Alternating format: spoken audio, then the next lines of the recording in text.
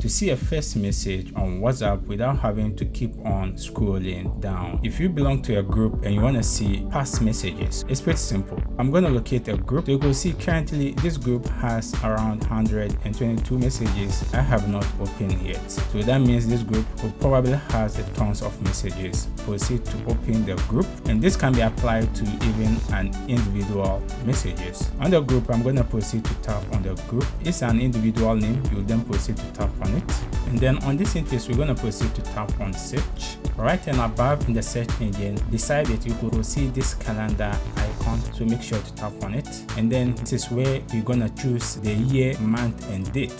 So make sure to tap on the year, then you have the option to scroll up until you locate last year that this group is created. Maybe we can give an estimate of 2010, and then with the date we're going to maintain it, then proceed to tap on OK. So this will automatically pull out the time that you've joined this group. So when we tap on this interface and scroll down, you could see this is the time that people were joining this group, and this is the message that was created: welcome new members to this group. And this is how you can locate and see the first message of a WhatsApp group without having to scroll. If you have any question, you can leave it in the comment section. I'll do my best to attend to you. If you enjoyed this video, consider subscribe and give this video a like.